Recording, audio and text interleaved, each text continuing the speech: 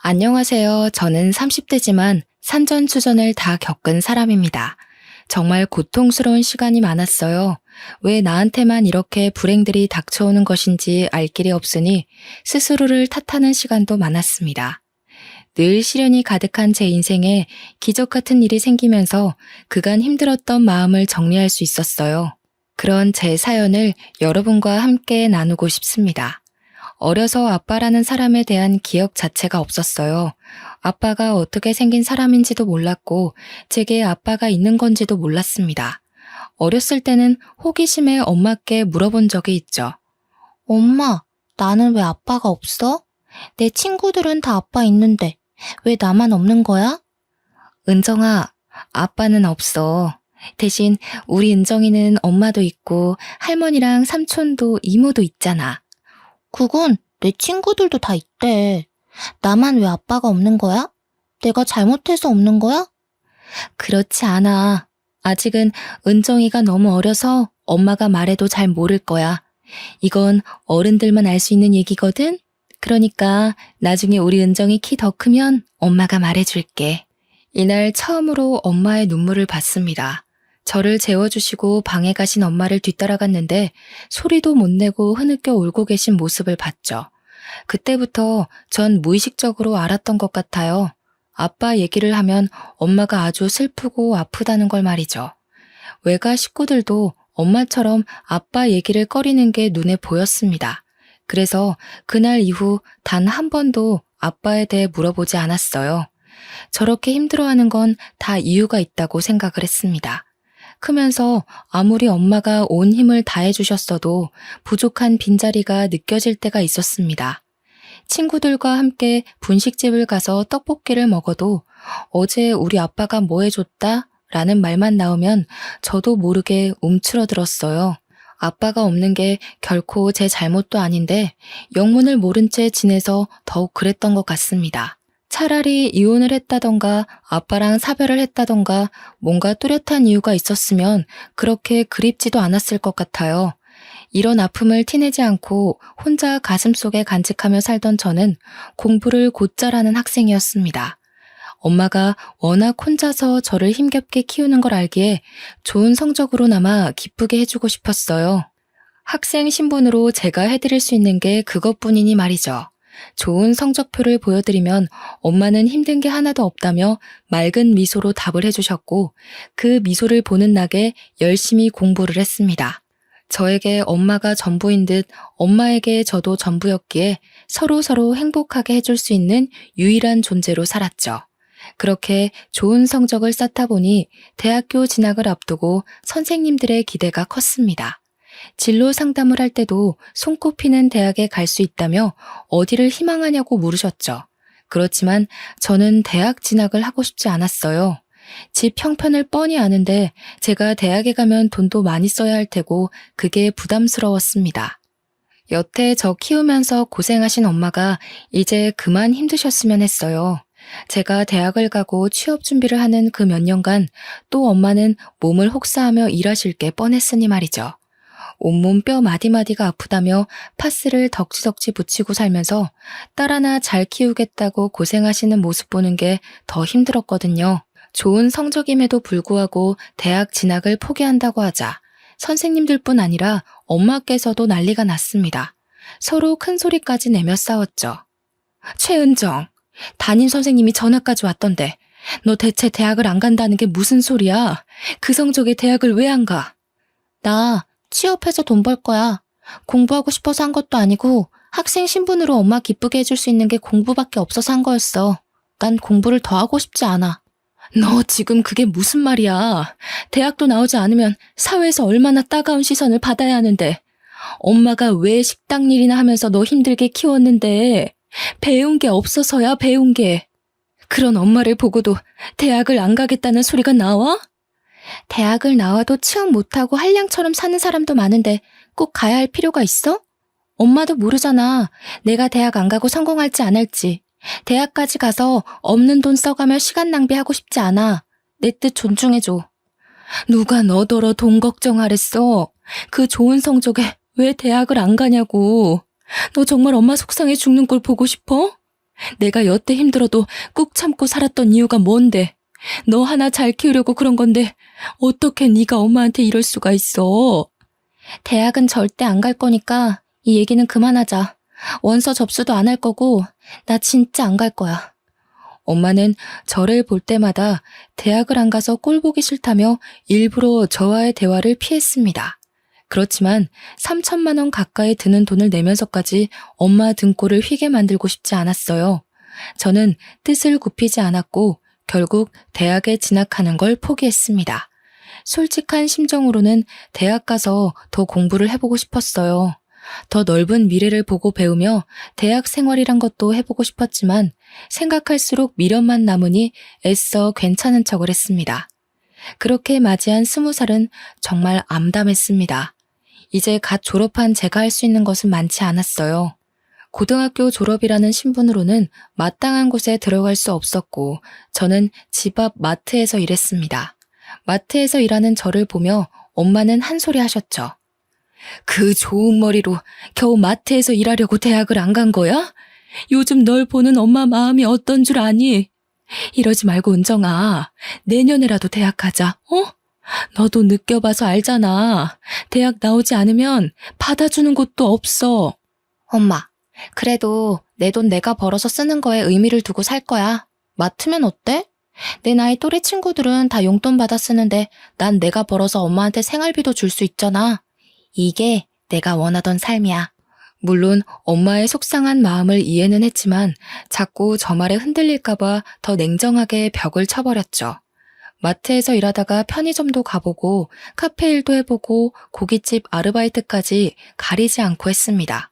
아르바이트만 전전하다가 보험회사에 취업해서 영업도 했었죠. 돈벌이는 충분히 되긴 했는데 아무래도 계약직이다 보니 오래 안정적으로 할 수 있는 일을 찾고 싶었어요. 많은 고민을 하던 끝에 저는 간호조무사 자격증을 따서 병원 일을 시작하게 되었습니다. 간호사 급여와 차이는 있지만 어쨌든 병원이란 곳이 망할 일도 없고 저만 괜찮다면 오래도록 할 수 있는 일이라 괜찮다고 생각했어요. 자격증을 따고 처음으로 취업하게 된 병원은 개인 병원이었지만 규모가 꽤 큰 곳이었어요. 그렇다 보니 직원들이 정말 많았는데 거기서 제가 가장 막내였어요. 처음이라 서툴렀고 욕먹으면서 일을 배워나갔지만 다른 직원들이 똘똘 뭉쳐서 일부러 저를 괴롭히더라고요. 뭐래도 똑바로 하라며 핀잔을 줬고 일을 못한다며 까내렸죠. 솔직히 아침에 눈 뜨면 출근하기 싫었던 날이 하루 이틀이 아니었습니다. 그러나 고작 저런 사람들 때문에 내 소중한 첫 직장을 잃고 싶지 않았어요. 매일 욕먹기 바빴고 잡무는 모두 저에게 시켜놓고 본인들은 놀기 바빴습니다. 그래도 묵묵히 주어진 일에 최선을 다했어요. 10명이 넘는 직원들이 본인들의 실수까지 저에게 덮어 씌웠고 저는 막내였음에도 상부에게 이름을 떨칠 정도로 욕을 많이 먹었어요. 말 그대로 왕따 생활을 지속해 나갔지만 문득 그런 생각이 들었죠. 저렇게 살면 좋을까? 내가 당하는 모습을 보면 희열이 느껴지나? 라고요. 너무 당하고만 있지는 말자는 생각이 점점 들었습니다. 그나마 조금 버틸 수 있던 이유가 그 병원에 계시던 이사님 덕분이었어요. 이사님은 꽤 젊은 남성분이었는데 옷도 깔끔하게 입으시고 직원들을 존중해주는 모습이 참 좋은 분 같아 보였거든요. 그런 이사님은 직원들에게 괴롭힘 당하는 저를 내내 지켜보셨다고 합니다. 그리고 참지 못해 화를 내시고 말았어요. 이사님이 폭발하신 날은 주말 근무를 짜는 날이었어요. 매번 주말 근무를 제게만 몰아주는 바람에 몇 달째 제대로 쉬지도 못하고 있었습니다. 설마 이번에도 그럴까 싶었는데 역시나였죠. 자, 이번 주말 근무는 누가 서기로 했어요? 아, 그거 은정쌤이 한다던데요? 돈 많이 벌고 싶나 봐요. 주말 근무를 아주 싹 쓸어 가네요. 은정쌤 주말 근무할 거예요? 본인 의지가 맞아요? 아, 죄송하지만 이사님, 몇 달 내내 주말 근무 세우시는 바람에 한 번도 제대로 쉰 적이 없어요. 너무 힘들어서 못하겠어요. 뭐야, 아까랑 말이 다르잖아. 왜 그래, 은정쌤? 저랑 무슨 대화를 하셨나요? 안 하셨잖아요. 매번 저랑 대화도 안 해놓고 마치 제가 그렇게 하겠다고 한 것처럼 말씀하지 마세요. 저도 더는 못 참겠네요. 이럴 줄 알았어. 다들 은정쌤 너무 괴롭히는 거 아니에요? 이거 해고 사유에 포함되는데 다들 계약서 제대로 안 읽어봤나 봐요? 가족보다 오랜 시간 함께 있어야 하는 우리 직원들 사이에서 이런 일이 생기는 게 믿기지 않네요. 제가 알게 된 이상 이 시간 이후로 같은 일이 반복되면 조치 취할 거니 그렇게 하세요. 이사님은 정말 단호하게 직원들에게 경고를 해주셨어요. 솔직히 너무 감사했습니다. 그렇다고 해서 저 직원들이 저를 괴롭히던 게 하루아침에 사라지진 않았지만 슬슬 눈치는 봤죠. 이사님 말씀도 있고 저 역시 발끈해서 성질을 부렸으니 눈치가 보이겠죠. 하나라도 더 챙겨주고 싶어 하시는 이사님과 있는 시간이 많아졌고 제게 직접 일을 시켜주셔서 직원들과 부딪히는 일이 줄었습니다.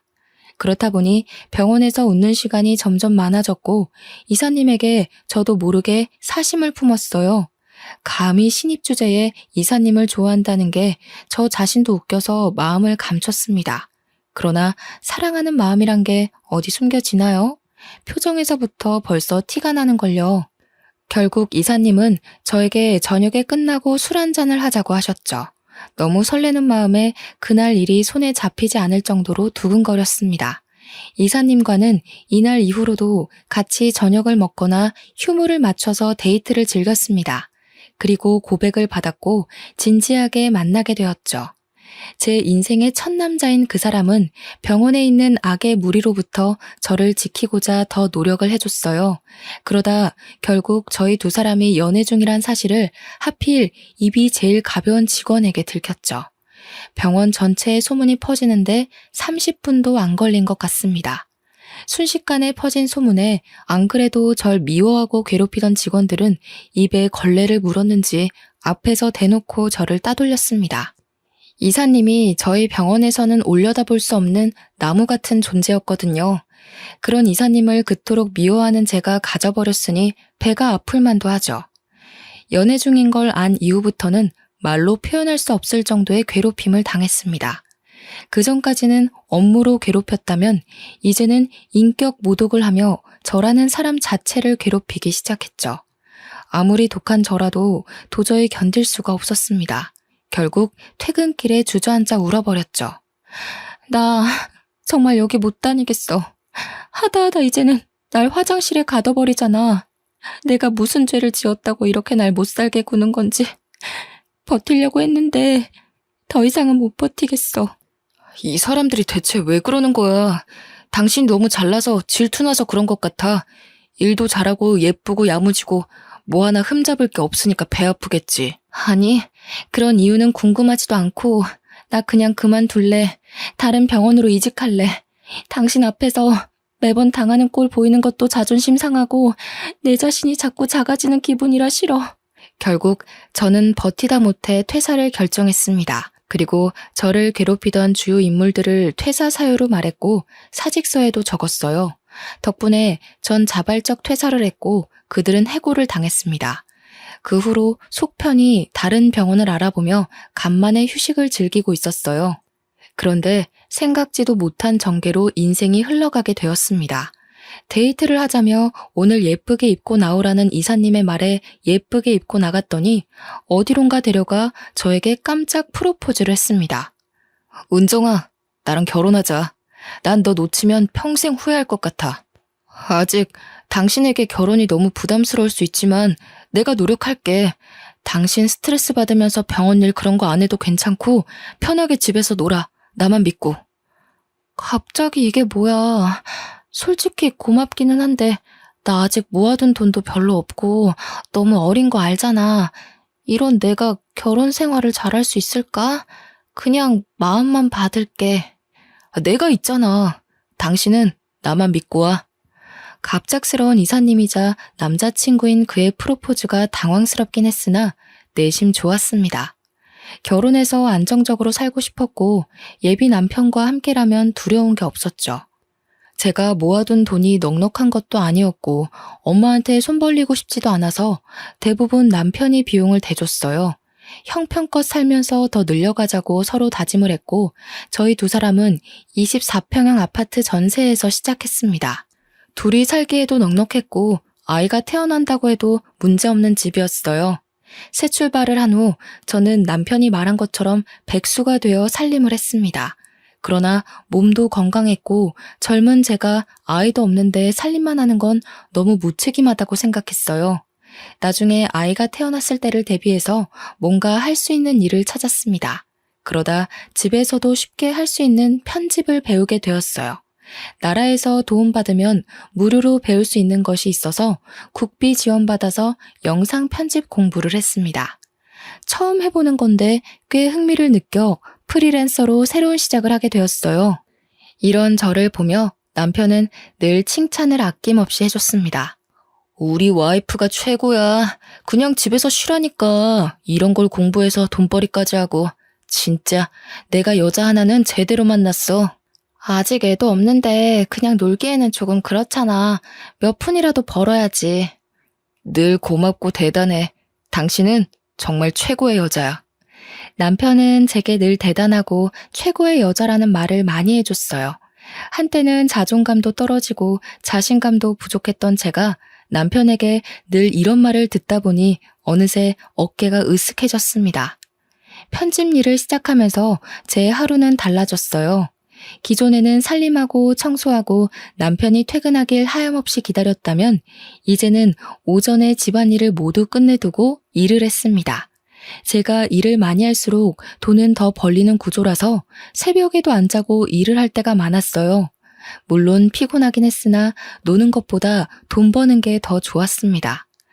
남편과의 결혼 생활은 안정적이고 순탄하게 흘러갔고 그런 저희 부부를 보며 친정엄마는 기뻐하셨어요. 너무 일찍 시집가는 딸이 걱정되셨을 법한데 잘 사는 모습을 보여드릴 수 있어서 저도 좋았습니다. 그러던 중 시댁에 문제가 생겼습니다. 시모가 동네 친구가 추천하는 종목에 잘못 투자를 했다가 사기를 당하고 말았습니다. 말 그대로 하루아침에 몽땅 재산을 잃게 되었죠. 재산이라고 할 정도로 여유로운 건 아니었으나 자가집이 경매로 넘어가는 상황에 이르렀어요. 이어 개인 회생까지 해야 했습니다. 그제서야 시모는 저희 부부를 찾아와서 말했어요. 내가 미안하지만 지금 상황이 너무 안 좋아. 동훈이 너희 아빠는 엄마가 사고 한 번 쳤다고 바로 이혼하자고 하고 연락도 안 받고 엄마가 지금 갈 곳이 없어. 그 집도 이제 곧 경매로 넘어가서 빼줘야 하는데 어쩌면 좋니? 그러게 왜 무작정 투자 같은 걸 하셨어요. 세상에 믿을 사람이 어딨다고. 제가 늘 말씀드렸죠. 사람 믿지 말라고. 막말로 그렇게 투자해서 일확천금을 얻을 기회가 있으면 생판 남인 엄마한테 하라고 하겠어요? 본인 가족들이랑 하겠지. 이미 지난 일인데 이제 와서 그렇게 말한다고 뭐가 달라지겠어. 난 어쩌면 좋지?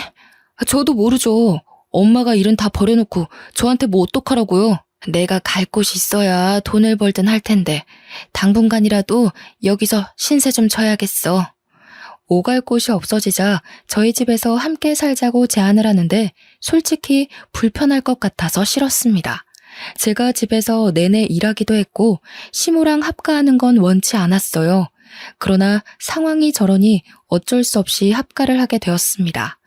시모는 분명 저희 집에서 살며 일을 하겠다고 말씀을 하셨지만 여전히 백수 생활을 하며 팔자 편하게 지내셨어요. 몇십 년을 함께한 시부에게 이혼당하고 집도 날려먹었는데 혼자만 천하태평이었죠. 그런 시모를 보는데 대단하다 싶었습니다.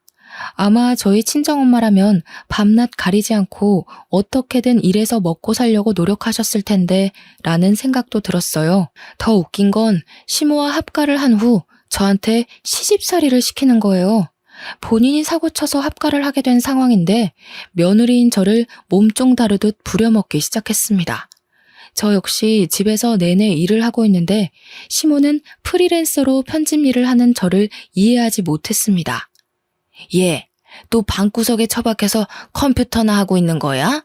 대체 온종일 그 앞에서 뭐하니? 그러고 있으면 뭐 돈이 나와?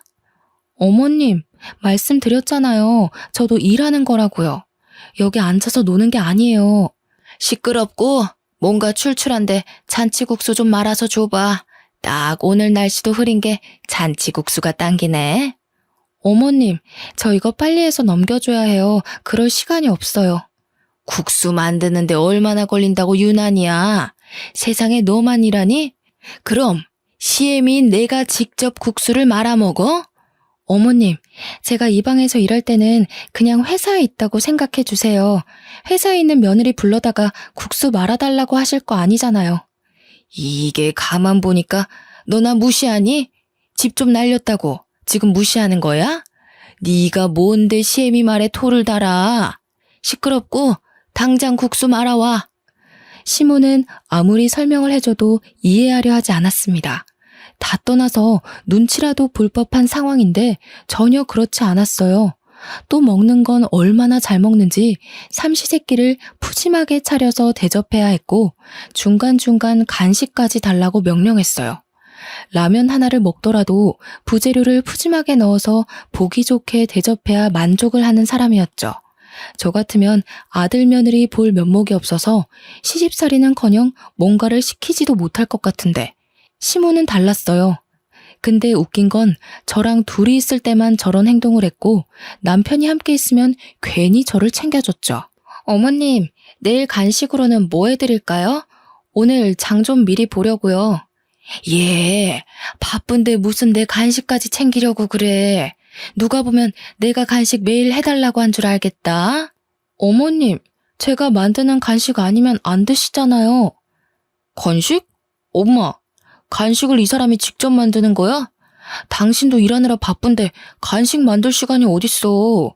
지금 밥도 삼시세끼 다 차려주고 있잖아. 엄마, 이러려고 집에 들어온 거야? 이 사람 시집살이 시키지 마, 왜 그래? 어머, 내가 시집살이를 언제 시켰다고 그러냐? 너희 참 웃긴다. 얘 은정이 네가 말해봐라. 내가 언제 너 시집살이 시키고 막 괴롭혔니? 말이 나온 김에 그냥 말할게요. 어머님, 저 일할 때 계속 이것저것 시키시는 거 저 힘들어요. 제가 몇 번이나 말씀드렸잖아요. 일할 때는 건들지 말아달라고요. 제가 끼니도 다 챙겨드리고 일하는 건데도 자꾸 부르시고 일 시키니까 집중을 못하겠어요. 그래, 다 내 탓이지. 늙으면 죽어야 하는데 내가 무슨 부귀영화를 누리겠다고 명줄만 길어서 아들, 며느리 고생시키고 있는 건지 모르겠다. 나 그냥 나가서 살게. 어디든 내 몸 하나 쉴 곳 없겠냐? 엄마, 그렇게 말한다고 가슴 안 아파. 쓸데없는 소리 하지 말고 현실적인 얘기를 해. 일은 왜 안 해? 엄마 개인회생 돈 안 낼 거야? 집도 얹혀 살고 돈도 안 벌고 이 사람 부려먹고. 왜 그래 정말? 나 솔직히 요즘 엄마 모습에 너무 실망이야. 일할 거라고 했잖아. 넌 어쩜 네 아빠랑 똑같이 말하니 정떨어지게? 아들 자식 키워봐야 소용없다는 말이 아주 딱 맞아 딱.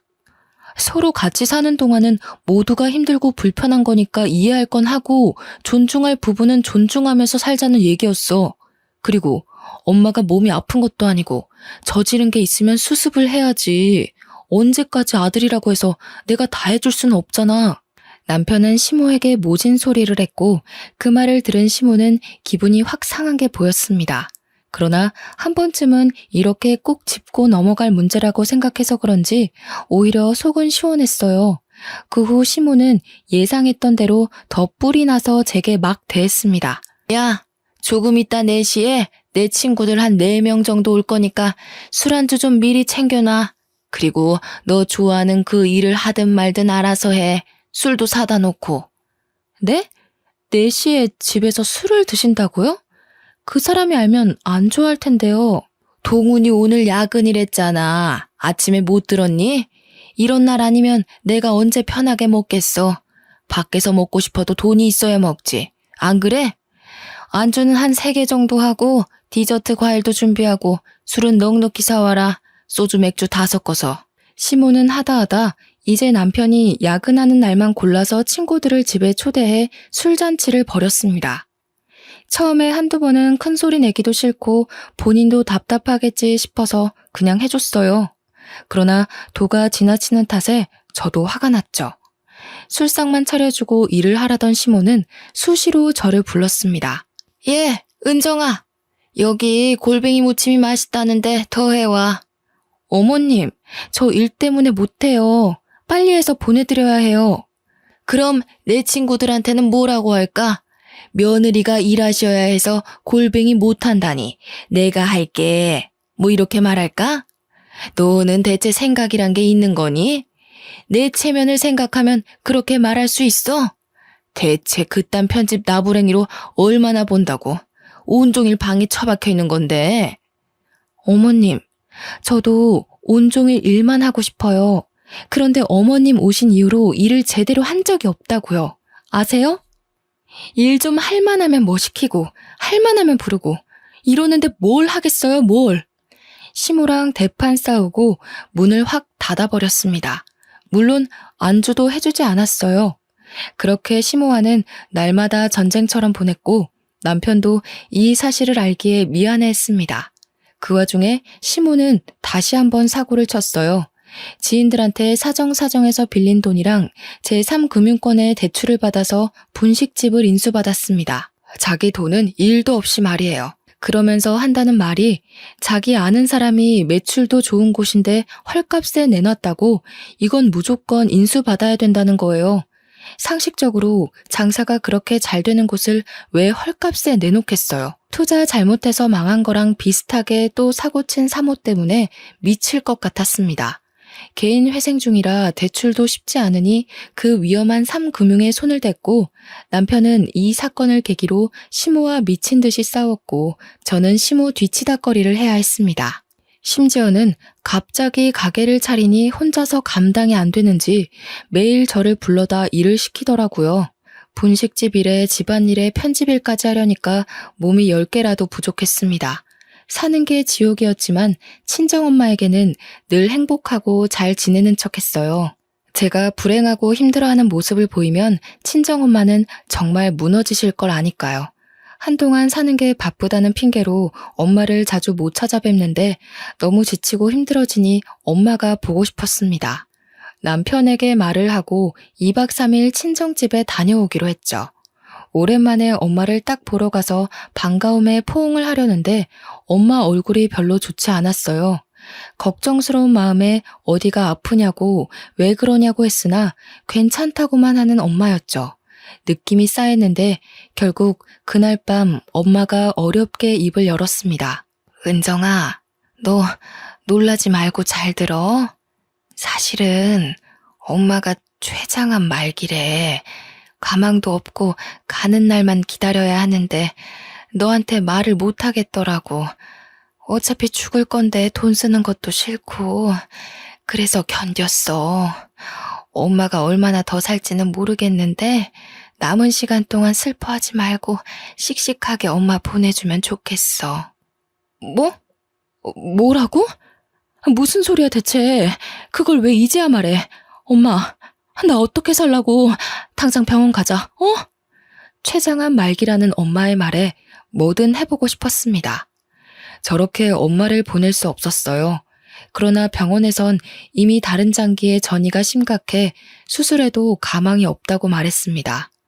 모든 치료를 포기하고 엄마랑 딱 2주 정도 시간을 함께 했습니다. 엄마가 너무 아파하는 날에는 가슴이 찢어질 듯 저도 고통스러웠어요. 감히 고통이 어느 정도인지 상상이 안 가는데 그 와중에도 딸인 제가 놀랄까봐 마음껏 아파하지도 못하시는 모습이 더 아팠습니다. 처음에는 받아들이기 힘겨웠지만 모든 사실을 알고 인정하고 나니 오히려 엄마에게 씩씩한 모습만 보여드려야지 싶었어요. 눈물이 나도 참았고 애써 웃음 지으며 그렇게 2주를 함께하고 엄마는 가셨습니다. 제 유일한 가족인 엄마가 떠나고 난 후 감정은 이 세상 그 어떤 말과 단어들로 감히 설명할 수 없는 감정이었어요. 그렇지만 가슴 속에 고이 묻고 저는 더 이를 악물고 살아야겠다고 다짐했습니다. 그런데 슬픔에 잠긴 장례식장에서 시모는 비정상적인 행동을 했죠. 육개장에 밥을 듬뿍 말더니 우걱우걱 잘도 처먹더라고요. 아우, 맛있네. 이 집 잘한다. 그렇지? 역시 육개장은 장례식장이 제일 맛있어. 저 깐깐한 게 업체는 잘 선택했나 보네. 아주 꿀맛이다. 그렇지, 아들? 엄마 쉿. 조용히 해. 다 듣잖아. 다른 친척들도 다 모여있는 그곳에서 저렇게 말하는 시모의 태도에 전 눈이 돌았습니다. 목구멍에 그게 넘어가세요? 그렇게 맛있으세요? 그럼 저기 한솥 있으니까 다 쳐드시고 가세요. 당신은 진짜 사람이 아니야, 사람이. 예, 너희 엄마 가시는 길 곱게 잘 보내드려야지. 어디 엄마 장례식에서 소란이야? 교양 없게. 시모와 미친 듯이 싸우다 문득 엄마의 영정 사진을 보는데 힘이 다 풀렸습니다. 그렇게 행복한 줄 알았던 딸의 실체를 마지막 가는 길에 보여드린 것 같아서 죄송했어요. 더 못난 모습을 보이기는 싫어서 제가 참았습니다. 겨우 꾹 참고 있는 제게 시모는 배불리 육개장을 2그릇이나 먹고서는 오더라고요. 꼴도 보기 싫어서 아는 척도 안 했습니다. 예, 조의금은 얼마나 들어왔냐? 그건 또 왜요? 제발 그냥 가세요. 아니 사람이 꽤 온 것 같은데 그럼 조의금도 넉넉할 거 아니야. 그 돈 좀 빌려줘. 대체 정말 당신이 사람이세요? 지금 저희 엄마 장례식 중인데 조의금을 빌려달라는 말이 나오세요? 아우 야, 사람이 태어났으면 다 죽는 거지. 죽는 게 뭐 대수라고 유난이야. 조의금은 돈 아니냐? 돈 빌려달라는 게 잘못이야? 끝까지 미친 짓을 하는 시모의 머리채를 당장이라도 쥐어 뜯어버리고 싶었는데 정말 꾹 참았습니다. 아마 엄마 장례식이 아니었다면 난리가 났을 거예요. 그렇게 겨우 엄마를 보내드렸고 이후 전 시모에게 정이 완전히 떨어진 상황이었습니다. 쳐다도 보기 싫었고 방에 딱 문 잠그고 들어가서 나가지 않은 채 엄마를 회상했어요. 그러다 문득 뭔가가 떠올랐죠. 엄마가 떠나기 전에 제게 남겨주신 게 하나 있었습니다. 그건 사진 한 장과 목걸이 반지 세트가 담긴 상자였어요. 엄마는 제게 그것들을 꼭 쥐어주며 마지막 유언을 남기셨습니다. 은정아, 우리 딸 엄마 간다고 너무 슬퍼 말고 씩씩하게 알지? 그리고 이거 들고 최길수란 남자를 찾아. 꼭 찾아. 엄마, 가긴 또 어딜 가려고 그래. 어제도 간다 하고 엊그제도 간다더니 안 갔잖아. 그렇게 빨리 가고 싶어? 딸은 가슴 아파 죽겠으니 그런 말 좀 하지 마. 그리고 최길수는 누구야? 이것들은 다 뭔데? 꼭 이거 들고 그 사람 찾아가서 네가 최은정이라고 말해. 알겠지?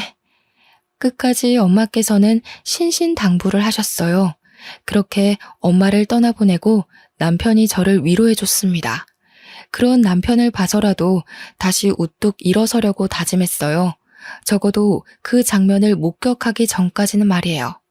오랜만에 마트에 가서 장을 잔뜩 봐오는 길에 다시 한번 모든 게 무너졌어요. 남편이 차 안에서 어떤 여자와 애정 행각을 벌이고 있었고 그 둘은 저희 아파트 옆동으로 들어가더라고요. 뛰어들어가서 현장을 목격했는데 저는 그만 이성을 잃어버리고 말았죠. 근처에 잡히던 쓰레기통을 상간녀한테 던졌는데 남편이 상간녀를 보호하는 게 아니겠어요? 뭐 하는 짓이냐며 저를 확 밀치고는 상간녀를 안방에 밀어놓고 둘이서 대화하자고 말했습니다. 여보, 화나는 건 알겠는데 이 사람 홀몸 아니라고. 임신 중이야 지금. 애 잘못되면 어쩌려고 그래? 어차피 이렇게 된 거 그냥 다 말해줄게. 나 바람핀 거 맞고 들은 대로 임신 중이야. 너랑 이혼하려고 했는데 장모님이 갑자기 돌아가시는 바람에 말을 못했어. 그냥 하루빨리 정리해줘. 내가 한 100만 원은 너한테 줄 수 있거든? 자립하게 도와줄 테니까 그 돈으로 원룸 하나 구해봐. 야, 이 쓰레기 같은 놈아. 네가 어떻게 나한테 이럴 수가 있어? 100만 원으로 원룸을 구하라고? 이 버러지 같은 놈아. 그냥 나더러 살지 말고 죽으라고 해. 죽든 살든 그건 네 알아서 하고 우리 이혼하자. 나한테 애가 생겼는데 그럼 어쩌냐? 너가 키워줄 것도 아니면서. 내 옆에 붙어 있어봤자 너만 힘들어져. 정말 너무 믿었던 남편의 배신에 말이 나오지 않았어요. 엄마를 떠나보낸 것에 이어 남편의 배신까지 겪으니 정신적으로 견딜 힘이 없었죠. 이 와중에 가만두지 않겠다고 이를 바득바득 갈며 말했으나 주변에 잘 나가는 변호사 지인들이 많은 남편은 콧방귀를 끼며 누가 이기나 해보자며 쉽게 가자고 했습니다. 그런데 억울하지만 정말 저는 돈도 힘도 없었어요. 소송할 돈이 있으면 생계비로 써야 하는 상황이었죠. 결국 허무하게 이혼까지 당하고 원룸 하나 겨우 얻어서 살았습니다. 인생에서 가장 힘든 시기가 언제냐고 물으면 바로 이때였어요. 하나뿐인 엄마를 잃고 너무 든든했던 남편에게 하루아침에 배신당한 후 이혼까지 당한 이 기분이 어땠을지 감이 잡히시나요? 그냥 딱 혀 깨물고 죽고 싶은 심정이었습니다. 솔직히 술로 버틴 날도 많고 폐인처럼 살기도 했지만 돌아가신 엄마를 생각해서라도 정신 차리고 집 근처 병원 여러 군데 지원서를 냈습니다. 경력이 있던 탓에 꽤 규모가 큰 종합병원에 합격이 되어 일하게 되었습니다. 먹고 살기 위해서 하루하루 일을 하는데 문득 엄마가 남겨주신 그 상자와 최길수가 누구인지 자꾸만 궁금해졌습니다. 인터넷에 검색해도 나오지 않는 이 사람은 누굴까 싶었어요. 저는 늘 가방에 지니고 다니면서 엄마 생각이 날 때마다 반지 상자를 꺼내보곤 했는데요. 이날은 속이 좋지 않아서 점심을 먹지 않고 홀로 데스크를 지키고 있었어요. 반지 상자를 꺼내보며 만지작거리는데 갑자기 대표 원장에게 데스크로 전화가 왔습니다. 원장은 지금 만지고 있는 상자를 들고 당장 진료실로 들어오라고 말하더군요. 무척 당황스러웠지만 우선 들어갔습니다. 자네 그 상자 어디서 났어? 그것 좀 보여줄 수 있을까? 설마 내가 아는 물건인가 싶어서 말이야. 좀 확인하고 싶은데. 네? 이거 저희 엄마 돌아가실 때 저한테 쥐어주신 건데 아직 저도 주인을 못 찾아서 찾고 있는 중이에요. 아니 이건 자네 혹시 최길수라는 사람을 찾고 있지 않은가? 자네 엄마는 어디에 모셨나? 내가 찾아가서 얼굴이라도 비춰야겠는데? 네? 혹시 최길수라는 사람 누군지 아세요? 안 그래도 엄마가 그 사람을 꼭 찾으라고 했는데 찾을 수가 있어야죠. 최길수는 내 옛날 이름이고 지금은 최연우라는 이름으로 살고 있지만 자네 엄마를 만났을 땐 최길수란 이름이었지. 알고 보니 최길수란 사람은 제 친부였고 평생 못 찾을 것 같던 제 친부는 제가 일하던 병원의 대표 원장이셨습니다. 그 목걸이와 반지는 아버지가 엄마한테 결혼 선물로 준 거였다고 해요. 친부라는 존재를 잊고 산 지 오래돼서 이 사실을 받아들이기가 힘들더라고요. 은정아, 이렇게 찾아줘서 고맙다, 고마워. 내가 정말 면목이 없는데 고맙다. 정말 아빠 맞아요? 왜 그동안 저를 안 찾으셨어요? 엄마랑 제가 그동안 얼마나 힘들었는데 저희를 버린 거예요? 아빠는 절대 아니라며 사실 그동안 집안 문제 때문에 결혼을 하지 못했다고 해요. 태어나서부터 부잣집 도련님이었던 아빠가 가난한 엄마를 만난 탓에 집안에서 결혼 반대를 너무 심하게 해서 결혼을 하지 못했다고 하더라고요. 그러던 찰나에 뱃속에 제가 생겼고 아빠는 부모님께 같이 살고 싶다고 말했으나 당장 해외에 나가 유학이라도 하고 오라며 강제로 비행기를 태웠다고 해요. 대신 외국으로 가면 사랑하는 사람 절대 건들지 않는 조건으로 영영 보지 않고 살기로 한 거죠. 너희 엄마는 정말 대단한 여자야. 못난 나 때문에 본인 인생과 청춘을 다 버리고 너 하나만 지키며 살아온 여자고 내가 평생을 다해 사죄해도 용서받을 수 없다는 것도 알아. 엄마가 한평생 얼마나 힘들게 살다 가셨는지 아세요? 아빠가 비겁하지 않고 용기만 있었어도 우리 엄마 저렇게 힘들게 살다 안 갔어요. 이제 와서 엄마가 다 키워놓은 저한테 돈으로 보상하며 아빠 노릇하려고 하지 마세요. 필요 없으니까. 모든 원망을 처음 마주하는 아빠한테 쏟아버렸고 한참을 오열했습니다. 어떻게 이런 인연이 다 있을까요? 정말 조금만 더 빨리 내가 아빠를 찾아냈다면 엄마도 사랑하는 사람 얼굴은 한번 보고 떠났을 텐데 엄마 생각에 가슴이 너무 아파왔습니다. 이후로 아빠는 저한테 알뜰살뜰 잘 대해주셨어요. 조부모님도 다 돌아가셨고 엄마를 버린 죄책감에 50 넘도록 결혼도 하지 않고 살고 있다더라고요. 뒤늦게 생긴 아빠지만 조금씩 마음의 문을 열면서 자주 만나려고 노력했고 뜻하지 않게 전 남편과 상간녀에게 복수도 할 수 있었죠. 전 남편에게 이혼당한 사실과 시댁에서 당한 수모를 모두 알게 된 아빠는 이대로 가만히 있을 수 없다고 말했습니다. 아빠는 흥신소에 연락해 전 남편의 뒤를 밟아달라고 요청했고 며칠 뒤 상간녀가 누구인지까지 알 수 있었습니다. 알고 보니 상간녀의 아빠는 같은 병원에서 물리치료사 팀장으로 일하고 있더라고요. 세상이 이렇게 좁으니 죄짓고 살면 안 되는 거죠. 이 사실을 알자마자 병원장인 아빠께서는 상간녀 아빠를 바로 해고시켰고 갑작스러운 해고 통보에 상간녀 아빠는 방방 뛰었습니다. 애비라는 사람이 말이야. 딸 자식 교육을 어떻게 하면 감히 유부남을 건드리고 애까지 임신해? 네 딸이 감히 내 딸 가정을 파탄내버렸어. 그에 비해 그 딸 아니겠나? 난 그딴 자식 둔 당신이 내 병원에서 일하는 꼴은 못 보니까 당장 나가게. 예? 병원장님, 뭔가 오해가 있으실 거예요. 저희 딸 그런 아이 아닙니다. 지 자식을 저렇게 몰라서는 원. 가서 물어보게. 그 뱃속의 아이가 이동훈이 새끼 자식인지 아닌지. 내가 그 정도도 확인 안 하고 왔겠나? 내 딸 눈에 피눈물 쏟게 한 더러운 불륜녀 애비한테 따박따박 월급 줄 만큼 너그럽지 못해. 당장 나가래도? 상간녀 아빠는 이 나이에 해고당하면 갈 곳이 없다면서 무릎을 꿇고 빌며 애원을 했지만 달라지는 건 없었습니다. 상간녀 집안은 한순간에 박살내줬고 상간녀 역시 집에서 인간 취급을 받지 못하게 되었어요. 이어 전 남편과 전 시모에게도 복수를 해줬습니다. 내가 병원장 딸이라는 소문이 돌자 전 시모와 전 남편은 잠시 미쳤었다며 변명을 하더니 결국 재혼하자고 말하더군요. 어이가 없었죠.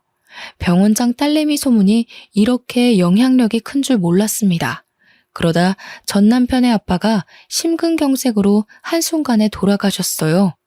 병원 근처 장례식장에서 한다길래 몇 달 전 엄마 장례식장에서 육개장 처먹던 시모가 생각나 그대로 복수해줬습니다.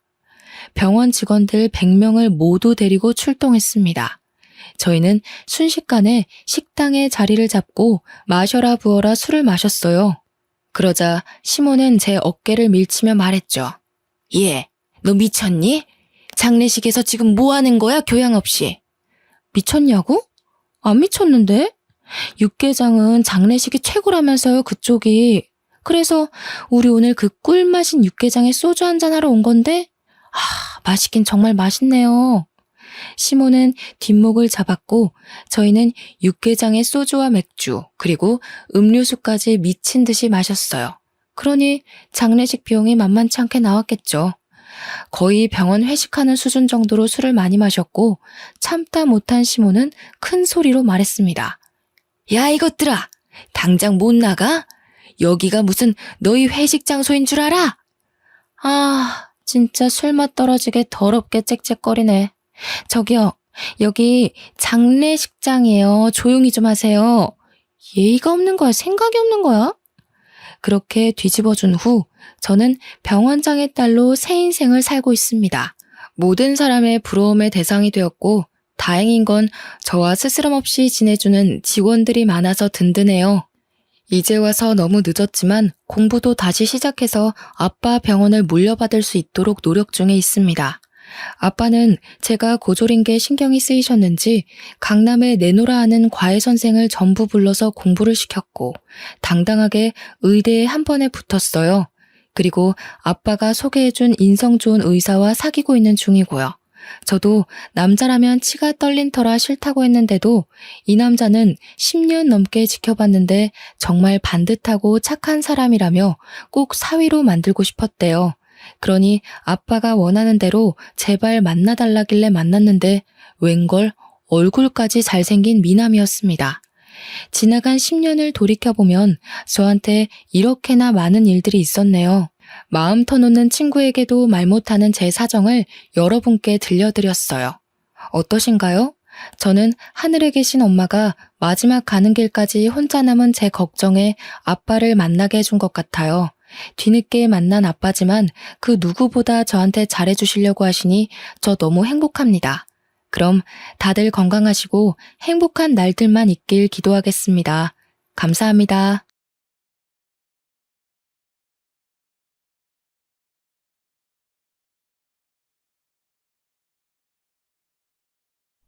안녕하세요. 서울에서 살고 있는 42살 여성입니다. 제가 어릴 때부터 부모님에게 늘 들은 말이 있습니다. 나쁜 짓 하지 말고 착하고 바르게 살아야 한다고 말이에요. 하지만 3년 전에 그 일을 겪은 후론 제 생각이 완전히 달라졌습니다. 사람이 너무 착하고 선하게만 살면 안 된다는 사실을 깨닫게 된 것입니다. 제 남편은 늘 착하고 남을 먼저 배려하던 사람이었는데 결국 그것 때문에 엄청난 불행을 맞이하게 되었죠. 나쁜 일을 한 인간들이 벌을 받게 되는 것도 영화 속에서나 존재하는 것이었습니다. 현실에서는 늘 악하고 나쁜 인간들이 이기는 법이었죠. 대학을 졸업하고 처음으로 직장 생활을 하게 될 무렵이었습니다. 제가 다녔던 회사는 개인이 운영하는 회사였지만 만든 제품을 주로 국가기관에 납품하고 있어서 공익을 위한 봉사활동을 강조하고 있었습니다. 그래서 주말이 되면 각 부서별로 3명씩 차출해서 장애인 자활센터나 복지시설에서 봉사활동을 하도록 했어요. 한 달에 한 번꼴로 봉사활동에 나갔어야 했죠. 당연히 모든 동료들이 황금 같은 주말에 하는 봉사를 좋아하지 않았습니다. 하지만 인사고과에 반영되기 때문에 피할 수는 없었죠. 그런데 유독 한 사람만 봉사활동을 즐기면서 하고 있었습니다. 바로 제 남편이었습니다. 제 남편은 같은 회사에서 근무하고 있었지만 부서가 달라서 회사에서는 마주칠 일이 없었습니다. 그런데 봉사활동을 나갈 때마다 제 남편을 만날 수 있었죠. 제 남편은 다른 직원들보다 열심히 봉사활동을 했습니다. 봉사하다가 남편과 친해져서 같이 다니다 보니 남편이 다른 사람들이 하기 싫어하는 일만 골라서 한다는 사실을 알아냈습니다. 화장실 청소나 이불 세탁처럼 더럽고 힘든 일을 자처해서 처리했는데요. 그 덕분에 주말마다 저희들은 편하게 봉사활동을 할 수 있었죠. 어느 날 봉사를 마치고 같은 부서의 언니와 카페를 가게 되었습니다. 그런데 언니가 남편에 대해 이런 말을 하더군요. 자재과 김대리 말이야. 자진해서 매주 봉사활동에 나가고 있는 거래. 뭐? 진짜로요? 어떻게 매주 봉사활동 나갈 수 있지? 난 한 달에 한 번도 나가기 싫어 죽을 지경인데. 글쎄, 아마 봉사활동 열심히 해서 인사고과에서 좋은 점수 받으려고 하는 거 아닐까? 언니는 남편이 매주 봉사활동을 하고 있는 이유가 승진 때문이라고 했어요. 저도 남편이 빠른 승진을 노리고 있는 거라고 생각했는데 나중에 그게 아니라는 걸 알게 되었죠. 남편을 볼 때마다 도움이 필요한 사람들을 위해 사는 사람 같다는 느낌을 받았거든요. 저는 그냥 시간만 때우려고 봉사를 대충 하고 있었어요. 손은 움직이고 있었지만 눈은 항상 시계에 가 있었죠. 왜 이렇게 시간이 안 가나 불만스러운 생각뿐이었습니다. 빨리 마치고 친구들을 만나서 영화도 보고 술도 한잔하면서 주중에 쌓인 스트레스를 풀고 싶었거든요. 그런데 봉사할 때마다 시간이 너무 느리게 가서 짜증이 밀려왔습니다. 봉사시설에서 일을 할 때마다 저도 모르게 한숨이 나오곤 했습니다. 그러다가 어느 날은 두꺼운 이불을 전부 다 걷어서 빨아야 한다는 거 있죠.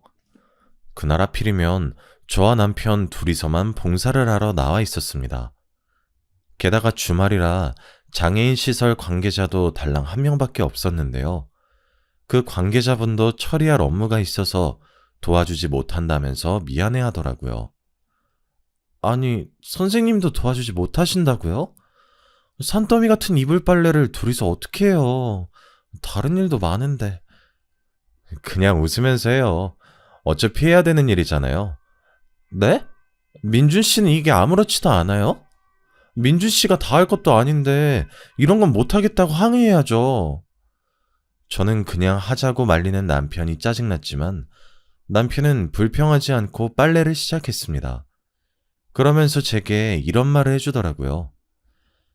언젠간 다른 사람의 도움을 받아야 할 수도 있잖아요. 지혜씨 많이 힘들면 입을 옮기는 것만 도와주세요. 민준씨, 아니에요. 저도 도울게요. 이것부터 옮길까요?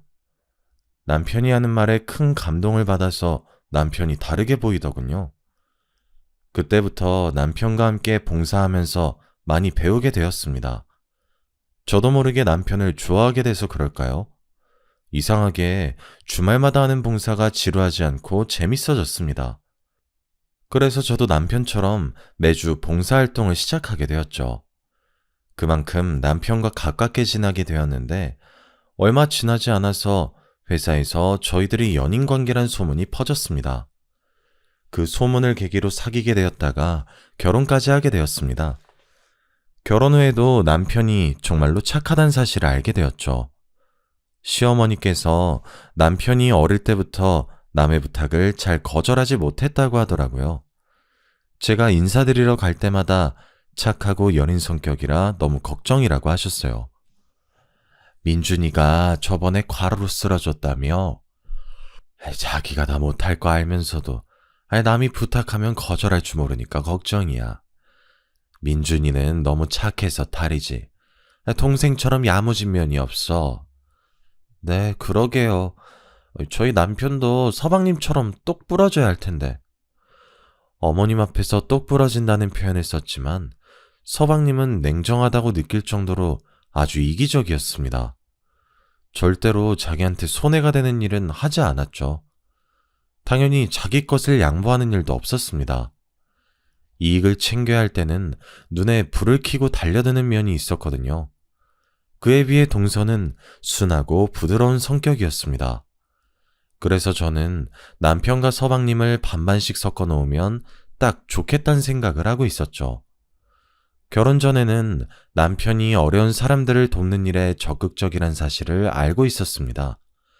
그걸로 싸우게 될 줄은 몰랐는데 결혼하고 나서 보니 남편의 오지랖이 단점으로 보이더군요. 남편은 자선단체에 과하다 싶을 정도로 기부를 하고 있었습니다. 매일 여러 단체에 기부하느라 수십만 원은 기본으로 쓰고 있었는데요. 그 사실을 알게 되자마자 기부를 조금만 줄이자고 했습니다.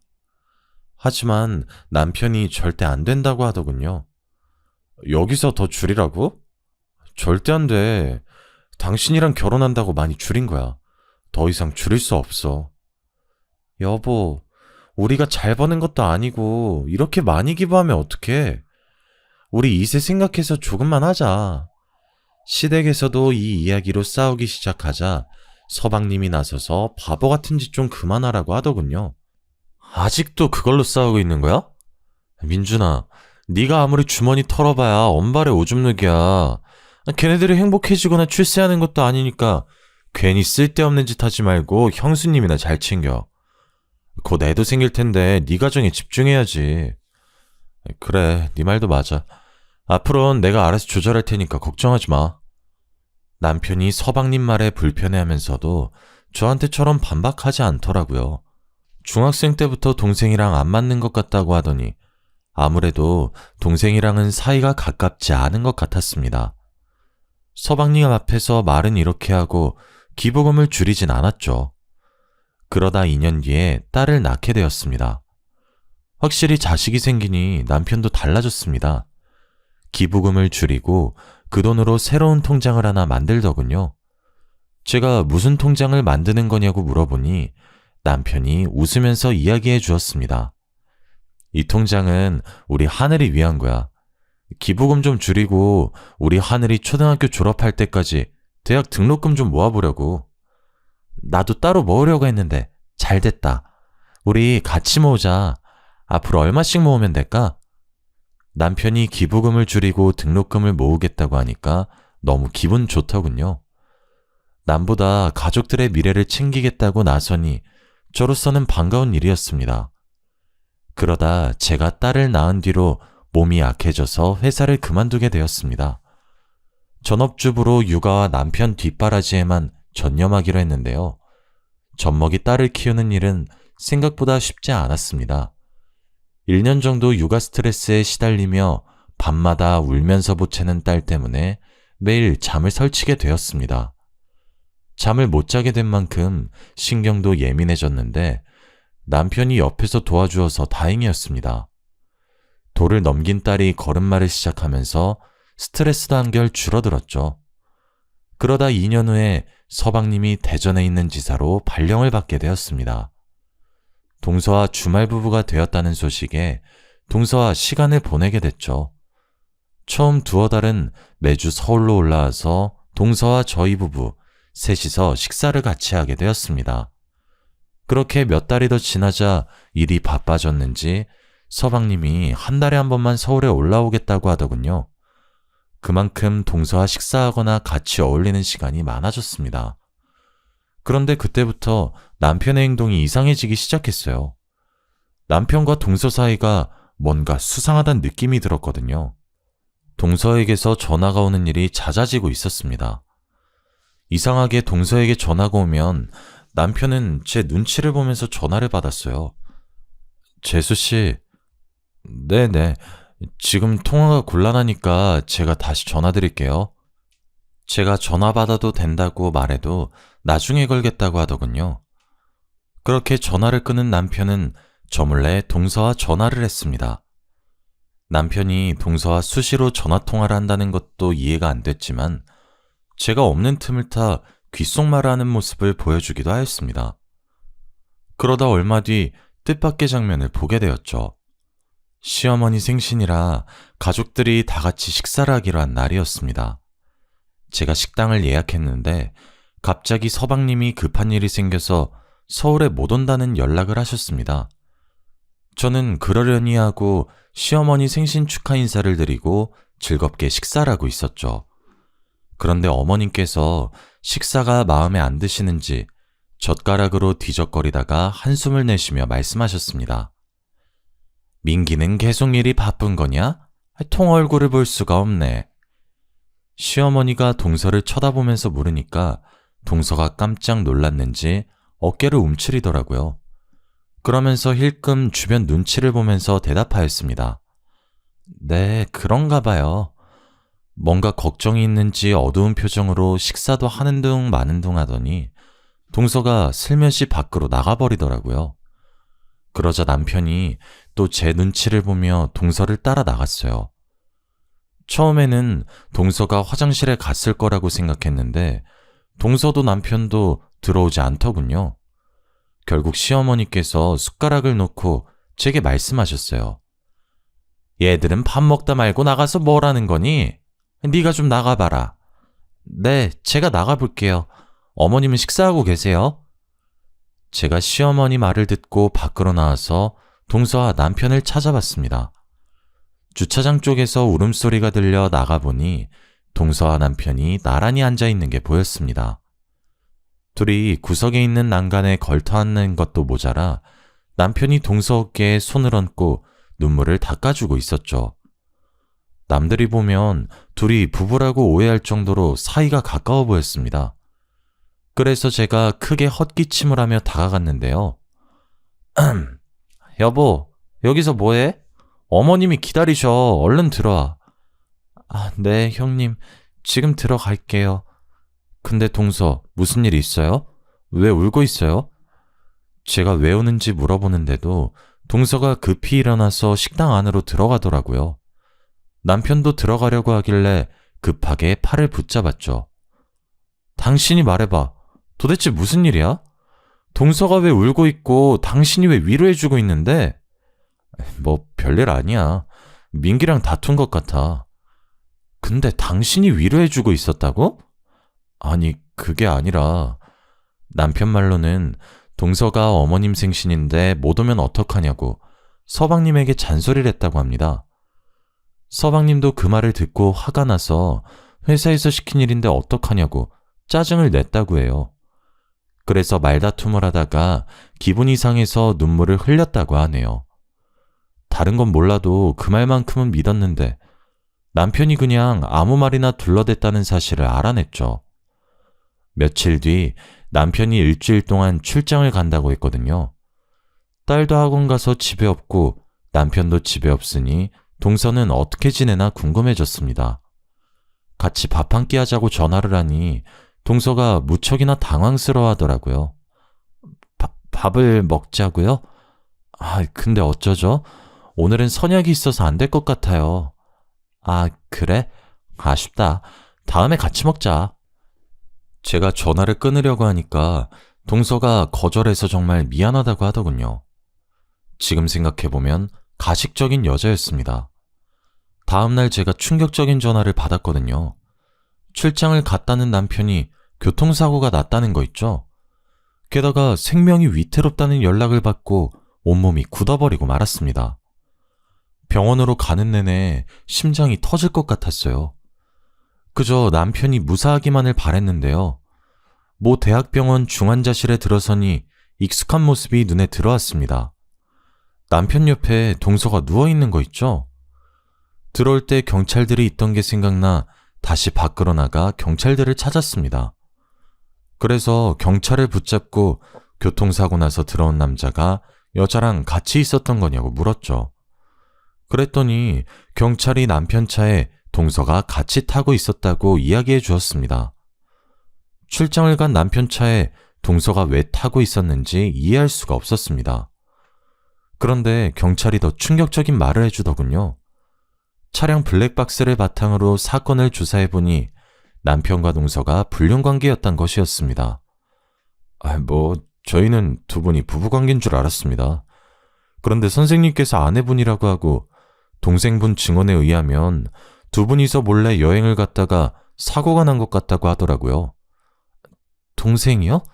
혹시 서방님 여기 오셨어요? 네, 선생님보다 먼저 오셔서 저희 조사에 응하셨습니다. 예전부터 불륜 사실을 알고 있었다고 말씀하셨거든요. 저희 남편이 불륜을요? 확실해요? 그 블랙박스 화면 보여주시면 안 돼요? 경찰이 개인정보보호법상 함부로 보여줄 수 없다고 하길래 볼 수 없었습니다. 저는 그래서 경찰의 말을 믿을 수가 없었습니다. 그렇다고 해서 경찰이 저한테 거짓말을 할 이유는 없었죠. 그 누구보다 착한 남편이 동서와 내연관계를 맺는 더러운 짓을 하다니 저는 이 순간이 꿈처럼 느껴지고 있었습니다. 그때 등 뒤에서 서방님 목소리가 들렸습니다. 경찰 말대로 서방님이 저보다 먼저 병원에 와 있었던 겁니다. 제가 언제부터 와 있었던 거냐고, 혹시 블랙박스 동영상은 봤냐고 물어보니까 서방님께서 굳은 표정으로 말씀하시더군요. 형수, 나 사실 블랙박스 동영상 본 적 있어. 누가 내 차 긁고 갔길래 블랙박스 동영상 확인해보니까 둘이서 몰래 여행을 갔더라고. 이번만 간 게 아닌 것 같아. 운전하면서 별의별 짓을 다 하는데 사고가 날 수밖에 없겠더라. 그러니까 형수님도 마음 굳게 먹고 이겨내야 돼. 나도 너무 기가 막혀서 믿겨지지 않지만 지금은 경찰 조사를 믿을 수밖에 없어. 어떻게 이런 일이... 전 믿을 수 없어요. 서방님은 왜 말씀해주지 않은 거예요? 제 남편이 바람을 피고 있으면 말씀해줘야죠. 내가 어떻게 그래. 우리 애들이 이혼 가정이라고 놀림받을까봐. 이번만 참자. 이번만 봐주자. 용서해주려고 노력하고 있었는데. 서방님이 울길래 저도 눈물을 흘렸습니다. 그날만 운 게 아니었습니다. 제가 몇 날 며칠을 울면서 제발 아니길 바랬지만 며칠 후에 경찰이 사고에 대한 결론을 내려버렸습니다. 남편이 회사 일로 출장을 간다는 것도 거짓말이었죠. 블랙박스를 근거로 남편과 동서가 내연관계였으며 남편의 운전부주의로 사고가 났다는 사실이 밝혀졌습니다. 설마 했는데 하늘이 무너지는 기분이 들었죠. 제가 분노에 차 안절부절 못하는데도 서방님은 차분하셨습니다. 사실 전부터 남편과 동서가 수상해 보였다고 이야기해 주었는데요. 형수님한테 이런 말까지 하게 될 줄은 몰랐네. 제가 대전에 내려가면서부터 민준이랑 집사람 사이가 더 가까워진 것 같더라고. 사실 전부터 이상하긴 했는데 서방님은 몇 달 전에 있었던 어처구니 없는 일을 이야기해 주었습니다. 서방님께서 주말 업무가 남아서 서울에 못 올라간다고 동서에게 전화를 했다고 하는데요. 그런데 생각보다 업무가 일찍 끝나서 급히 서울로 올라갔다고 합니다. 집에 들어가니 남편과 동서가 같이 있어서 깜짝 놀랐다고 하죠. 아니, 형이 왜 여기 있어? 네가 없으니까 재수씨가 심심하다고 해서 놀러왔어. 왜? 내가 못 올 때라도 왔어? 그건 아닌데 놀러올 거면 말을 하지 그랬어. 네가 있어서 깜짝 놀랐잖아. 가족끼리 놀러올 수도 있지. 놀랄 게 뭐가 있어? 남편의 당당한 태도에 서방님은 더 이상 할 말이 없었다고 합니다.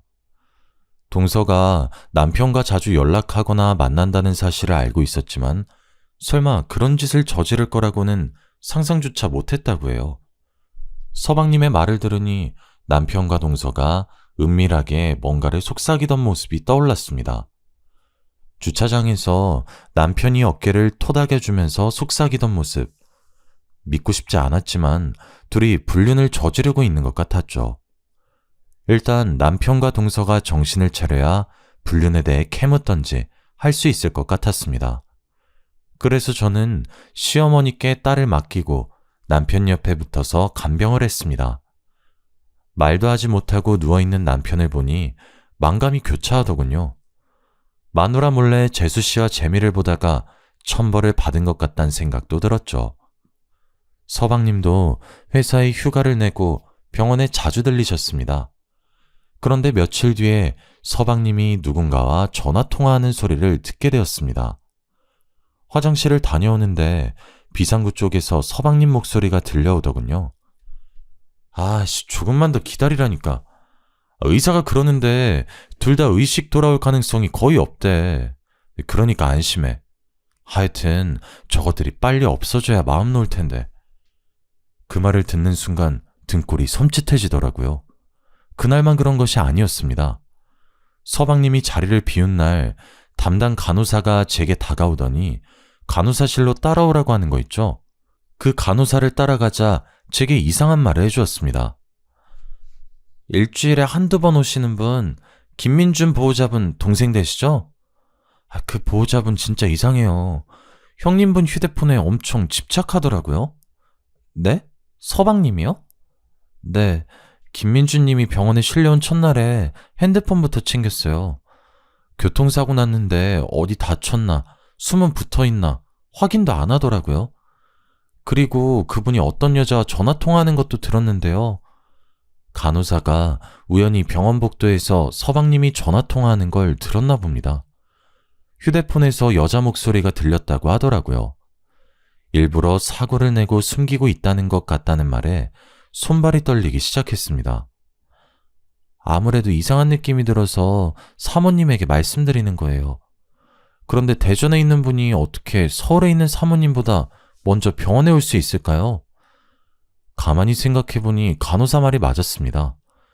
게다가 서방님의 수상한 행동은 여기서 멈추지 않았습니다. 제가 서방님을 보자마자 남편의 휴대폰을 달라고 했습니다. 서방님이 저희 남편 핸드폰 가지고 계시죠? 남편 물건이니까 제가 가지고 있을게요. 갑자기? 나 집에 두고 왔는데? 그럼 지금 가서 가지고 오세요. 대전 숙소에 있다는 말이었는데 거기까지 다녀오라고? 형수한테 무슨 일 있었어? 아니, 그게 아니라 남편 핸드폰 보고 싶어서 그래요. 그 사람이 속도 위반하거나 신호 위반할 사람이 아닌데 갑자기 사고가 나서. 설마 나 지금 의심하는 거야? 지금 무슨 소리 하는 거예요? 제가 왜 서방님을 의심해요? 근데 왜 핸드폰을 보고 싶어 해? 핸드폰에 무슨 증거라도 남아있을까봐? 내가 확인해봤는데 아무것도 없었어. 그렇다면 다행이지만 남편 사진이라도 건지고 싶어서 그래요. 저한테 남편 사진이 별로 없어서. 그래? 그럼 내가 줄게. 나 형 사진 많이 있어. 서방님, 이렇게까지 안 주는 이유가 뭐예요? 그냥 줄 수 있잖아요. 너야말로 이상하다? 왜 자꾸 핸드폰을 달라고 하는 거지? 제발 주세요. 우리 하늘이가 가지고 있고 싶다고 했어요. 정말 서방님이 뭔가 숨기고 있다는 생각에 눈물이 나오더라고요. 막장 드라마 같은 일이 나한테 일어나다니. 이 상황이 믿겨지지 않아서 제발 아니길 바라며 눈물로 호소했습니다. 제가 제발 달라고 하니까 그제야 대전에서 올라오는 길에 가져다 준다고 하더군요. 제가 혹시 몰라서 대전에서 온다는 날에 꼭 가져오라고 전화했는데 깜빡 잊었다고 하였습니다. 갑자기 전화를 걸어서 지금 대전에 있으면 택배로 보내달라고 해도 소용이 없었습니다. 굳이 자기가 가지고 있겠다면서 끝까지 휴대폰을 주지 않더군요. 일주일 뒤에 남편이 세상을 떠나고 말았습니다. 서방님은 이때를 기다렸다는 듯이 납골당과 화장 이야기를 꺼냈습니다. 그러면서 유품인 휴대폰을 같이 태워버리겠다고 했어요. 그날 밤에 저는 서방님이 남편의 핸드폰을 어디에 뒀는지 확인했습니다. 그리고 몰래 남편의 휴대폰에서 유심칩을 빼두었죠. 이틀 뒤 남편의 시신이 화장 처리되었습니다. 서방님이 남편의 장례식에서 목 놓아 통각하는 모습이 아내인 저보다 더 슬퍼 보이더군요. 하지만 저는 그 모습을 믿지 않았습니다. 며칠 후에 남편의 휴대폰을 복원시켜서 사진과 문자를 살펴보았죠. 그리고 서방님이 숨기고 있던 끔찍한 비밀을 알게 되었습니다. 서방님은 동서 몰래 내연녀를 만나고 있었습니다. 불륜 사실을 동서가 알게 된 순간 대전지사 근무를 시작하게 되었죠. 서방님은 내연녀와 대전에서 살림을 차렸고 서울에는 일이 바쁘다는 핑계로 올라오지 않았습니다. 동서는 서방님이 너무 수상해 보여서 대전에 내려갔다가 서방님의 불륜 현장을 목격하게 된 겁니다. 화가 머리끝까지 난 동서가 내연녀와 머리채를 쥐어뜯으며 싸웠고 서방님에게는 가정으로 돌아오라고 사정을 했다고 하는데요. 여보, 내가 다 용서해줄게. 당신이 바람핀 거 없었던 일로 해줄 테니까 지금이라도 돌아와. 난 그럴 생각이 없어. 그러니까 그냥 이렇게 살든지 아니면 이혼하든지 둘 중 하나 선택해. 뭐? 이럴 거면 왜 나랑 결혼했어? 2년이랑 결혼하지 왜 결혼했냐고. 나도 후회돼서 이러는 거 아니야. 그러니까 이혼하자고. 안 돼, 여보. 난 이혼 못해. 이러지 마, 제발. 동서는 서방님을 사랑하고 있어서 절대 이혼할 수 없다고 매달렸다고 해요. 하지만 서방님은 내연녀를 포기하지 않았다고 하죠. 동서는 고민 끝에 남편에게 부탁해 동생을 말려달라고 부탁했나 봅니다. 동생과 남편이 서방님을 어떻게 하면 좋을지 의논했고 이번에는 남편이 대전에 내려가서 가정을 지키라고 서방님을 설득했다고 하는데요. 내연녀에게 홀딱 반한 서방님이 남편에게 험악한 말을 하는 바람에 둘은 크게 싸우게 되었다고 합니다. 김민기, 너 지금 나한테 욕했어? 너 이러다가 재수씨한테도 욕하겠다? 도대체 이게 뭐 하는 짓이야? 사람이 지켜야 할 도리라는 게 있는 건데 지금 네가 하는 짓은 사람이 아니라 짐승들이 하는 짓이란 말이야. 뭐? 이 자식이... 그래, 너 잘났다. 잘난 넌 도리 지키면서 살아. 짐승 같은 나는 개돼지처럼 아무년하고 붙어먹으면서 살 테니까 당장 꺼져. 잠깐만 민기야, 이러지 말고 대화하자. 어? 남편은 서방님한테도 쫓겨나고 있는 와중에도 어떻게든 설득하려고 했습니다. 문자나 전화통화에도 이런 흔적이 남아있었죠. 대전에서 벗어나 집으로 다시 돌아가는 길에도 제 남편은 동서를 위로하기 바빴죠. 그 녹취록이 핸드폰에 다 남아있었습니다. 제일 최근에 찍힌 문자 내역을 보니 남편이 마지막 방법을 쓰러 가자고 제안한 대화가 남아있었습니다. 재수씨, 이렇게 된 이상 마지막 결단 내리셔야 합니다. 같이 대전으로 내려가서 민기랑 단판 지어요. 이번에도 안 되면 그냥 이혼하고 위자료 받아내세요. 네, 저도 이제 지쳤어요. 이제 아주버님 말대로 할게요. 그날 바로 날짜를 잡아서 대전에 내려가기로 한 내용을 보는데 가슴이 찢어질 것 같았습니다. 며칠 뒤에 남편이 동서를 태우고 대전에 갔다가 사고를 당한 것이었습니다. 서방님이 뉘우치고 내연녀를 포기했으면 이런 일은 없었을 겁니다. 휴대폰에는 남편이 서방님에게 보낸 마지막 문자가 남아 있었죠. 민기야, 지금 대전에 왔어. 어디로 갈까? 땡땡 식당으로 와. 그 여자랑 같이 나갈 거니까 우리 사자 대면에서 오늘 결판 내리자. 우리 이렇게 된 거 좋게 끝내자. 재수씨랑은 연인이었고 가족이었잖아. 좋게 끝내면 나중에 탈도 없을 거야. 그러니까 너무 싸우지 말자, 어? 그 문자를 보니까 눈물이 그치질 않더군요. 저는 남편에게 속은 게 아니라 서방님에게 속고 있었던 겁니다. 파렴치한 불륜을 저지른 건 서방님이었던 거죠. 그 사실을 숨기려고 남편의 휴대폰을 감춰버려 놓고 연기를 하다뇨. 남편의 사고도 분명히 서방님과 관계가 있다는 생각이 들었습니다. 그 전화통화, 서방님의 행동이 너무 수상해 보였거든요. 그러다가 제 예감이 맞다는 사실을 알게 되었습니다. 제가 실마리를 찾으려고 남편과 서방님, 그리고 동서와 내연녀가 마지막으로 만났던 식당에 가보기로 했습니다. 그리고 식당 주인을 불러달라고 말하고 남편 사진을 보여주면서 물어보았죠. 혹시 이 사람들 기억하고 계시나요? 얼마 전에 이 사람들이 여기 왔었는데. 제가 서방님이랑 동서 사진까지 보여주니까 주인이 무언가 생각난 눈치더라고요. 네, 기억나죠. 근데 혹시 무슨 일이라도 생겼나요? 식당 주인이 조심스럽게 제게 물었다가 남편과 동서의 교통사고 소식을 듣고 깜짝 놀랐습니다. 그리고 주인이 경악스러운 말을 내뱉는데 그 말을 듣고 당장 경찰서로 달려갈 수밖에 없었죠. 제가 경찰들을 데리고 서방님의 집에 들이닥치자 서방님이 내연녀와 같이 낄낄거리다가 벌떡 몸을 일으켰습니다. 뭐야? 당신네들 이렇게 들어오는 게 어딨어? 김민기 씨, 당신을 살인 혐의로 긴급 체포합니다. 출동한 경찰들이 살인 혐의로 서방님의 손목에 수갑을 쥐었고 내연녀도 경찰서로 끌려가게 되었습니다. 경찰서에 도착한 서방님과 내연녀는 뻔뻔스럽게도 살인이라니 말도 안 되는 소리 하지 말라고 큰 소리를 치더군요. 하지만 경찰이 식당 주인의 진술한 녹취한 파일을 들려주자 둘의 얼굴에서 핏기가 사라지고 말았습니다. 식당 주인 증언에 따르면 식당에 도착한 네 사람이 처음에는 크게 말다툼을 했다고 합니다. 가정을 포기하는 한이 있어도 이 여자 절대 포기할 수 없어. 그러니까 지금 당장 이혼하자고. 뭐? 지금 당장 이혼하자고? 웃기지 마. 이혼 소송에서 당신이 가진 돈 전부 다 위자료로 받아낼 거야.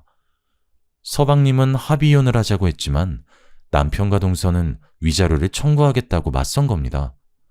이혼 소송할 변호사까지 구해뒀다는 말에 서방님과 내연녀가 밖으로 나가서 뭔가 밀담을 나눴다고 하는데요.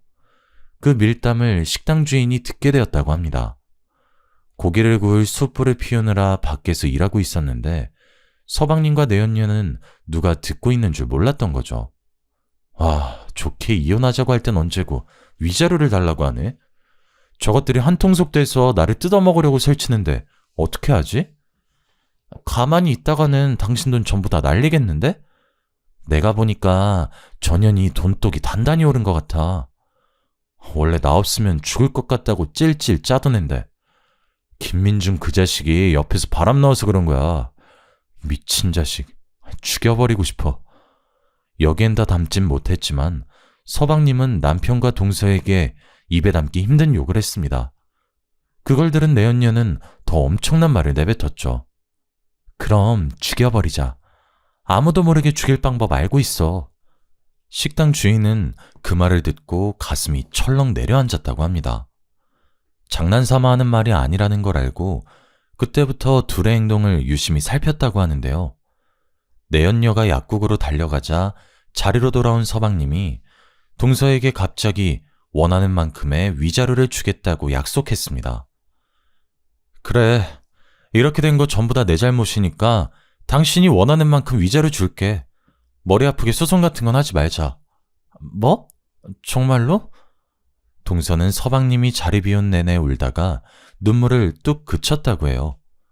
서방님은 그런 동서를 살살 달래서 합의를 봤다고 하죠. 그리고 내연녀는 서울로 돌아가려는 남편에게 수면제가 든 피로회복제를 주었다고 합니다. 가는 길에 이거라도 드세요.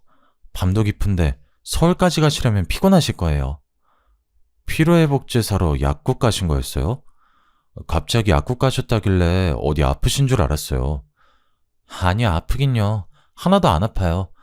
민준 씨도 아프지 마세요. 식당 주인이 아프지 말라는 말을 듣는 순간 피로회복제 속에서 뭔가를 집어넣어 놓고 착한 척 미소 짓는 내연녀의 모습이 무서웠다고 말해주었습니다. 그리고 남편과 동서가 서울로 출발하자 그 인간들도 급하게 차를 몰고 같은 방향을 갔다고 하죠. 남편과 동서가 처참한 사고를 당했다는 소식을 듣고 기뻐했을 두 짐승을 상상하니 속이 부글거립니다. 사실 그 사고는 짐승들이 의도했던 대로 운전을 하던 남편이 약에 취해 잠이 들었다가 도로 밑으로 추락한 사고였습니다. 더 충격적인 건 동생은 죽고 아내는 의식불명인데도 서방님은 여전히 내연녀와 놀아나면서 남편의 재산까지 가로챌 궁리를 하고 있었던 겁니다. 경찰은 식당 주인의 진술을 바탕으로 둘에게 살인 공모를 추궁했지만 이미 인간이기를 포기한 것들은 끝까지 부인했죠. 경찰은 내연녀가 피로회복제를 사기 위해 들린 약국을 찾아내 피로회복제를 수면제와 함께 샀다는 사실을 알아냈습니다. 식당 근처에 있던 방범 카메라에서 내연녀가 피로회복제병에 뭔가를 넣는 모습도 확보했는데요. 결국 경찰 내에서 서방님과 내연녀는 공모해서 의도적으로 남편과 동생을 살해했다는 결론이 났습니다. 검찰은 둘을 살인 및 살인 미수 혐의로 구속했습니다. 아무리 여자에 홀렸다고 하더라도 어떻게 내연녀 말만 듣고 친동생과 아내를 죽일 수 있을까요? 서방님 생각을 할 때마다 소름이 끼치고 눈물밖에 나오지 않습니다. 그런데 어처구니 없게도 그 인간들은 재판 결과 실형을 선고받았는데 형벌이 너무 무겁다면서 항소를 했다고 하네요. 항소 결과로 제발 형벌이 가벼워지지 않길 바랍니다. 이렇게 안 좋은 소식만 들리던 와중에 동서가 드디어 의식을 회복하게 되었습니다. 그런데 동서가 사고 이전에 있었던 기억을 다 잊어버린 것 같더라고요. 서방님이 바람피기 전까지만 기억하고 있어서 마음이 아팠습니다. 내가 왜 병원에 있는 거지? 형님, 우리 그이는 어디 갔어요? 그이랑 같이 드라이브 하고 있었던 것 같은데 기억이 안 나. 우리 남편이랑 애들은 안 다친 거죠? 동서, 그게 아니라 동서에게 서방님이 바람피고 있었고 위자료 때문에 동서를 죽이려고 했다고 말할 수 없었습니다. 결국 고민 끝에 동서에게는 서방님이 해외 출장 갔다고 둘러댔습니다. 그리고 동서가 완전히 회복되면 진실을 말해줘야겠죠. 의사는 동서의 회복 속도가 생각보다 빨라서 시간이 지나면 혼자서 걸을 수도 있을 거라고 하더라고요. 저는 동서한테 어떻게 말하면 좋을까요? 사실 동서를 보러 병문안을 갈 때마다 죄책감이 생깁니다. 우리 그이는 왜 안 오는 거냐고 전화라도 해보자고 저를 보채고 있거든요. 그렇다고 해서 갑자기 진실을 이야기해주면 충격받아서 쓰러질까봐 걱정이 됩니다. 아예 처음부터 진실을 말해줄 걸 그랬나 봐요. 어젯밤부터 계속해서 후회가 되네요. 여러모로 마음이 불편해져서 이렇게 사연을 보내봅니다. 제가 어떻게 하면 좋을지 조언해 주시면 감사드리겠습니다.